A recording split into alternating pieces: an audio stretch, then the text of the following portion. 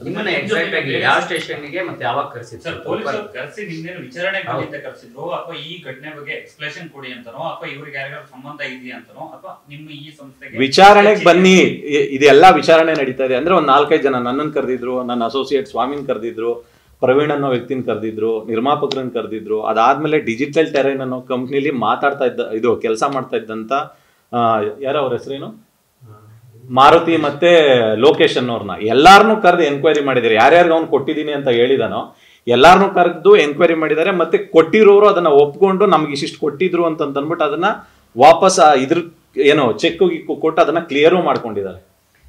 ನಿಮ್ಮ ಮೇಲೆ ಯಾಕೆ ಸರ್ ಕಮಿಷನ್ ಆರೋಪ? ಅದೇ ನನಗೂ ಗೊತ್ತಿಲ್ಲ. ತಂಡದ ಭಾಗ ನೀವು, ಹೌದಾ? ನಿರ್ಮಾಪಕರು, ನಿರ್ದೇಶಕರು ಮತ್ತೆ ನಟರು ಒಬ್ಬ ಒಂದು ಕೋಆರ್ಡಿನೇಷನ್ ಇಲ್ದೇನೆ ಈ ಸಿನಿಮಾ ಸಾಧ್ಯ ಇಲ್ಲ. ಇದೆಲ್ಲವೂ ಆಗಿದೆ, ಈಗ ಯಾಕೆ ಈ ತರದ್ದು ಅನ್ನೋದು? ಅಂದ್ರೆ ಇನ್ನೊಂದು ಏನಾಗುತ್ತೆ, ಇವಾಗ ಕೊಟ್ಟಿದೀವಿ ಅಂತಂದ ತಕ್ಷಣ ಏನಾದ್ರೂ ಒಂದು ಪ್ರೂಫ್ ಅನ್ನೋದು ಒಂದು ಇರ್ಬೇಕಲ್ವಾ? ಹೇಗೆ? ಯಾಕೆಂತಂದ್ರೆ ಅದು 10 ರೂಪಾಯಿ ಅಲ್ಲ, 1 ಲಕ್ಷ ಅಲ್ಲ, 2 ಲಕ್ಷ ಅಲ್ಲ.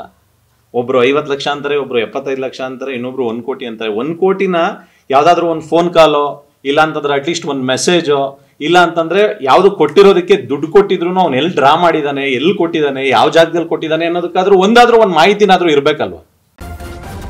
ನ್ಯೂಸ್ ಫಸ್ಟ್ ನಿರ್ಭೀತಿಯಿಂದ ನಿಮ್ಮ ಪರವಾಗಿ.